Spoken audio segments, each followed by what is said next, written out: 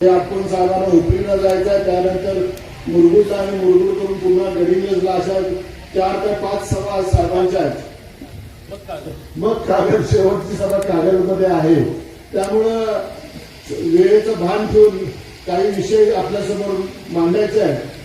त्यामुळं मी आज मनसोक्तपणे भाषण न करता मी काही मुद्दे इथं लिहून आणलेले आहेत आणि ते आदरणीय मुश्रीफ साहेबांच्या समोर आणि तुमच्या समोर मी मांडू इच्छितो. गेले 8-10 दिवस या नगरपंचायतीच्या रणधुमाळीमध्ये प्रचाराची धुरा इथले व्यासपीठावरची सर्व नेते मंडळी यशस्वीरित्या पार पाडत आहेत. पण पलीकडच्या बाजूनं एकच आवाज येतो, तो म्हणजे शाश्वत विकास. पण शाश्वत विकास काय केलेला आहे हा जनतेसमोर प्राची कांडेकरांनी आणि त्यांच्या सर्व नगरसेवकांनी गेल्या 5 वर्षामध्ये करून दाखवलेला आहे. ह्याला शाश्वत विकास म्हणतात. पण ज्या काय आज वर्गण्या केल्या जातात आणि जी काय आश्वासनं दिली जातात, जी ज्या आश्वासनाची खैरात मांडली जाते, तो शाश्वत विकास नव्हे हे त्या तमाम जनतेनं हे समजून घेण्याचं मला वाटतं आज गरज आहे. गेल्या 5 वर्षाच्या कार्यकाळामध्ये या नगरीचा विकास करत असताना महाविकास आघाडीच्या माध्यमातून आदरणीय आमचे नेते राज्याचे उपमुख्यमंत्री आणि अर्थमंत्री अजितदादा असतील, तर तत्कालीन त्यावेळेचे पालकमंत्री आणि आमचे वैद्यकीय शिक्षण मंत्री नामदार हसन मुश्रीफ साहेब असतील आणि तत्पूर्वी पालकमंत्री असणारे आणि राज्याचे राज्यमंत्री असणारे आदरणीय सतेश्वर बंटी पाटील साहेब असतील, यांच्या माध्यमातून या चंदगड नगरीच्या विकासासाठी 65 कोटीची निधी त्यांच्या माध्यमातून आणून आज प्रत्येक वॉर्डातला विकास साध्य करण्याचा प्रामाणिकपणे प्रयत्न केलेला आहे.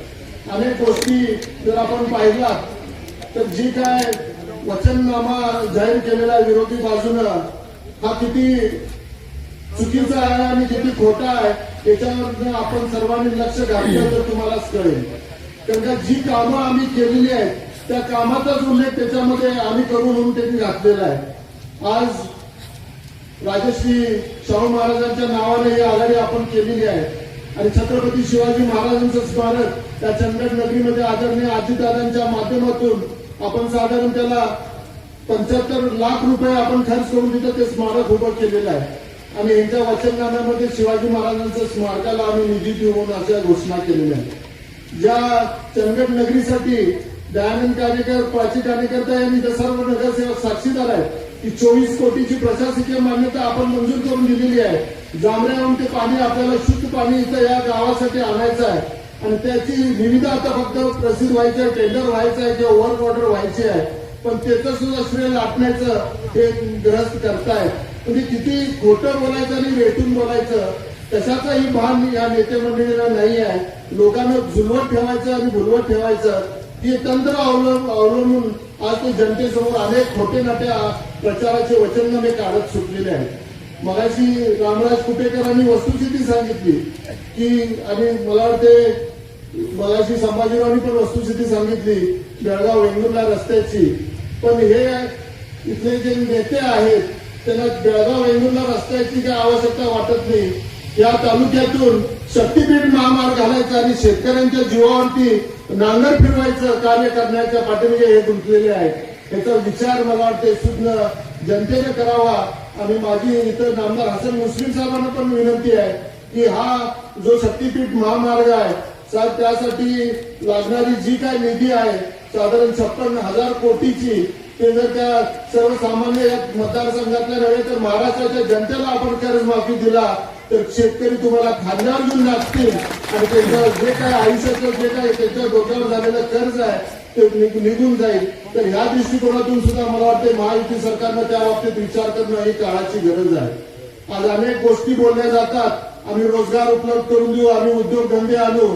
1972 साली स्वर्गीय नरसिंहराव पाटील साहेबांनी या तालुक्यामध्ये दौलत शेतकरी सहकारी साखर कारखाना निर्माण केला आणि त्यावेळीपासून या तालुक्यामध्ये औद्योगिकरण सुरू झालं. अलकमीची एमआयडीसी असेल, आजऱ्याची एमआयडीसी असेल त्यावेळेला मंजूर करून घेतली. स्वर्गीय बाबासाहेब कुटेकरांनी गडीची एमआयडीसी मंजूर करून घेतली आणि अनेक ठिकाणी आज शिरोळीला आपण एमआयडीसी आहे जी खासगी आहे तिथं आपण ग्रॅन्युलेटेड फर्टिलायझर प्लांट तिथं निर्माण केला.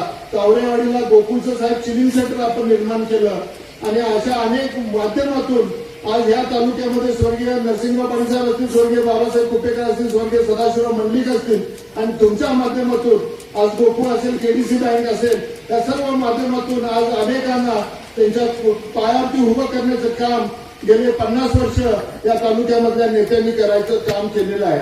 आणि आज दिव्य स्वप्न दाखवली जातात की आम्ही काय लॉजिस्टिक्स आणणार आहे, आम्ही काय पर्यटनाचा विकास करणार आहे. ते पर्यटनाची विकास करण्याच्या नावाखाली इथं जी काही वार संस्कृती चालू केलेली आहे, आज मटका आणि जुगार रासरोसपणे केला जातो. आज तरुण पिढीच्या हातात हाशीश, गांजा आणि गुटखा असल्या गोष्टीचं सेवन, या सगळ्या गोष्टी केल्या जातात.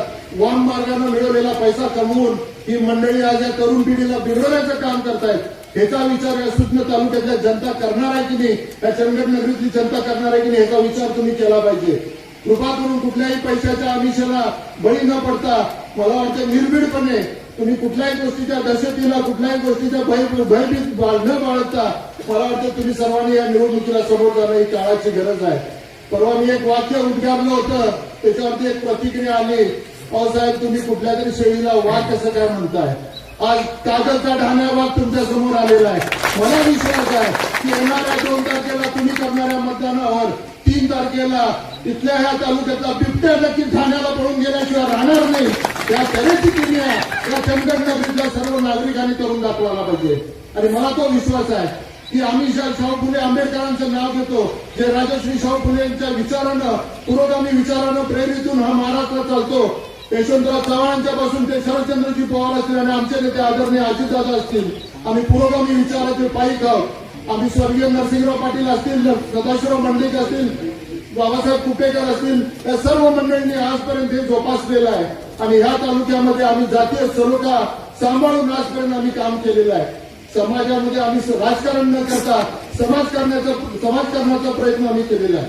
त्यामुळे तुम्हाला सर्वांना विनंती आहे की कुठल्याही गोष्टीची आपण भीती न बाळगता अनेक अडचणीला आपल्याला मात करावा लागणार आहे. आज अनेक प्रश्न नंदाताईंनी सांगितले, त्या सर्व चंदगडच्या नगरीतल्या सुद्धा मतदारांनी आमच्याकडे सुद्धा गाराणं घातलेली आहे. आपल्याला शुद्ध पिण्याचं पाणी हवं आहे, आपल्याला रिंग रोडच्या चांगल्या तऱ्हेनं ट्रॅफिकचं सुधारणा करायची आहे, सांडपाण्याचं निसर्ग करायचं आहे. या सर्व गोष्टी आहेत. 5 वर्षाच्या कार्यकाळामध्ये आदरणीय प्राचीताई हे सगळ्या गोष्टी सोडू शकतील असं नाही.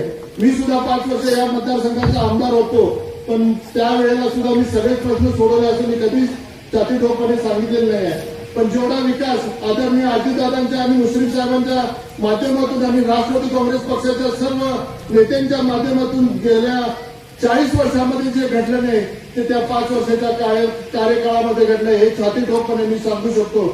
माझा नेता आदरणीय अजितदादा दिलेला शब्द पाळणारा नेता आहे.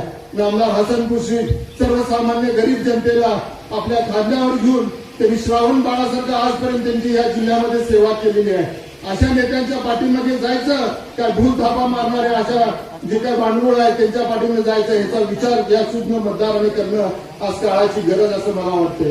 मला तुम्हाला सर्वांना विनंती आहे की आपण सर्व सुज्ञ आहात. आपल्याला अनेक प्रश्न या चंदगड शहरीचे पुढच्या कार्यकाळामध्ये आदरणीय दयानंद कानेकरांच्या माध्यमातून आणि इथं बसलेल्या उपस्थित असलेल्या सर्व 17 उमेदवारांच्या माध्यमातून, नगरसेवकांच्या माध्यमातून आपल्या नगरीचे प्रश्न सोडवून घ्यायचे आहेत. मला खात्री आहे की देव रवळनाथाचा आशीर्वाद आणि आपल्या सर्वांच्या नेते मंडळीचा आशीर्वाद आपल्या पाठीशी राहील. आणि मी आज या निमित्तानं आदरणीय मुश्रीफ साहेबांना सुद्धा विनंती करतोय की साहेब तुम्हाला या निमित्तानं मला वाटतं या चंदगडच्या जनतेमध्ये जे काय एक भीतीचं वातावरण निर्माण केलेलं आहे, तुम्ही त्यांना आश्वासित करणं ही फार मोठी गरज आहे. जे काय गोष्टी घडतायत, रात्रीचं 2-2 वाजता येऊन कुणाची तरी दारं ठोठावली जातात. आज सुद्धा आपल्या एकनाथरावजी शिंदे साहेबांच्या शिवसेनेच्या उमेदवारांना धमकावून त्यांना गाडीत जबरदस्तीनं बसून त्यांच्या माघारीच्या वरती सह्या घेतल्या गेल्या आणि आज सुद्धा ते प्रयत्न चालू आहेत. आमच्या लोकांना सुद्धा इथं भीती दाखवण्याचं काम ते करतायत. मी एकदा मागच्या वेळेचं उदाहरण दिलेलं आहे. चंदगडची नेते आणि चंदगडची जनता ही संयमी आहे, पण एखादा अन्याय जर झाला तर आपल्याला माहिती असेल की एका हॉटेलच्या वेटरला ज्या तऱ्हेनं एका गुंडानं मारलं होतं, तो अन्याय असह्य झाला, सहन झाला नाही. चंदगडचं पोलीस स्टेशन पेटवायला सुद्धा या तालुक्यातली जनता पुढे मागे बघितली नाही. त्याचा सुद्धा भान त्या पोलीस खात्याच्या मंडळींनी पाहावा आणि करावा. जर काही इथं सुशासन आणायचं असेल, तुम्ही जर तुमच्याकडे गृह खातं असेल, मला खात्री आहे आदरणीय आमदार देवेंद्र फडणवीस साहेब राज्याचे मुख्यमंत्री आहेत, ते आमचे सुद्धा नेते आहेत. आम्ही त्या महायुतीमध्ये सुद्धा आहोत. आमची इच्छा आहे की हे जे अवैध धंदे या तालुक्यामध्ये फोफावलेले आणि ज्यांच्या छत्रछायेखाली हे सगळं चाललेलं आहे, त्याला कुठेतरी साहेब रोख घाला. ही जनता गोळी बाबडी असेल पण चुकीच्या गोष्टीला कधीही सहन करणार नाही आणि त्यांना त्याची जागा दाखवल्याशिवाय राहणार नाही. हे या निमित्तानं ठामपणे हा आपल्याला इशारा आपण समजून घ्यावा. किती आपल्या आमदारांचे आणि आपल्या लाडक्या बाळाचे बाळाट पुरवायचं हे तुम्हीच ठरवावं.